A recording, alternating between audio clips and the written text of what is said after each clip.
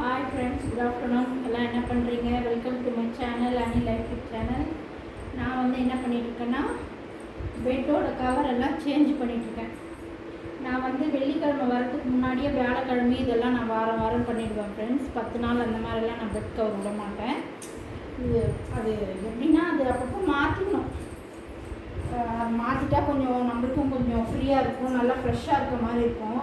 அந்த அழுக்குலேயே படுத்துட்டு இருக்கக்கூடாது. ஒரு வாரத்துக்கு வெள்ளிக்கிழமைன்ற போது எல்லாம் கொஞ்சம் ஃப்ரெஷ்ஷாக இருந்தால் கொஞ்சம் நல்லாயிருக்கும். அதுக்காக நான் மாற்றிடுவேன். நீங்கள்லாம் எப்படி பண்ணுவீங்க, என்ன பண்ணுவீங்கன்னு சொல்லுங்கள். அப்புறம் வந்து இன்னொரு விஷயம்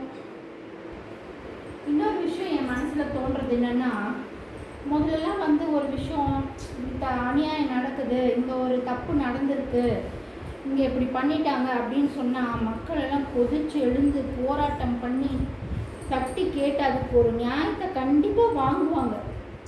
ஆனால் இப்போ அந்த மாதிரி எண்ணெல்லாம் மக்களுக்கு எங்கே போயிடுச்சுன்னே தெரியல ஃப்ரெண்ட்ஸ். ரொம்ப வேதனையாக இருக்குது நினைக்கும் போது. போராட்ட குணமே இப்போ மக்கள்கிட்ட இல்லை. எல்லாமே ஒரு மந்தமாக ஆயிட்டாங்களா, எந்த விஷயத்துக்குமே ரியாக்ட் பண்ண மாட்டுறாங்க.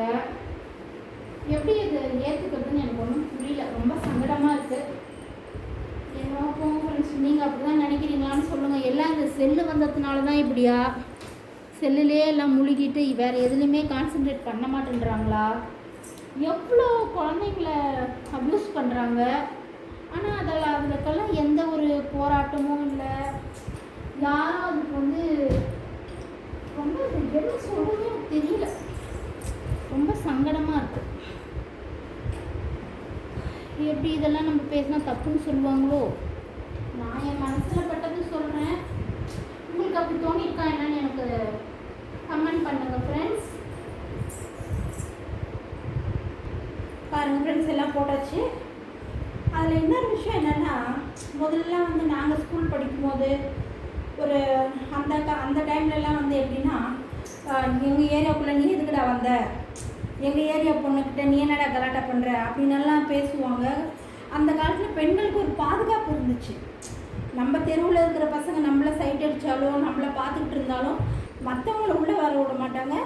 நம்ம தெருவில் இருக்கிற பசங்கனால நம்மளுக்கு எந்த தொந்தரவுமே இருக்காது. போனால் பார்த்தா கேலி பண்ணுவாங்க, சிரிப்பாங்க, அவ்வளோதான்.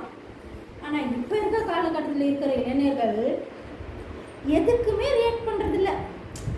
என்னவோ நடக்கட்டும், எதுவோ நடந்துட்டு போட்டோம் அப்படின்ற மாதிரி இருக்காங்களா?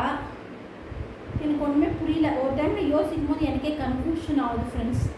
உங்களுக்கு அந்த மாதிரி தான் தோணுதான்னு சொல்லுங்கள். நம்ம ஸ்கூல் படிக்கிற டைம்லலாம் நம்ம எவ்வளோ பாதுகாப்பாக இருந்தோம் சொல்லுங்கள். இப்போ அந்த மாதிரி இருக்க முடியுதா? பசங்க தெருவில் இருக்கிற பசங்களையும் யார் யார் இருக்கிறாங்கன்னு தெரிய மாட்டேது. இந்த நம்ம தெருவில் இத்தனை பசங்க இருக்காங்க அப்போல்லாம் கரெக்டாக தெரியும். இவன் நம்ம தெருவு பையன், நம்ம தெருவு பொண்ணு அப்படின்னு கரெக்டாக சொல்லுவாங்க. ஆனால் இப்போல்லாம் யார் யார் இருக்கிறாங்க நம்ம தெருவுலன்னே தெரிய மாட்டேங்குது. அந்த அளவுக்கு போயிட்டு இருக்குது உலகம். எல்லாம் அந்த அளவுக்கு செல்லுலேயே முழுகிட்டு இருக்காங்க போல் இருக்குது. என்னமோ இதெல்லாம் சீக்கிரம் மாறினா பெண்களுக்கு பாதுகாப்பு கிடைச்சா ரொம்ப நல்லது ஃப்ரெண்ட்ஸ். என்னோடய ஆதங்கம். யார்கிட்ட இதெல்லாம் கேட்குறது? உங்கள்கிட்ட தானே சொல்ல முடியும்.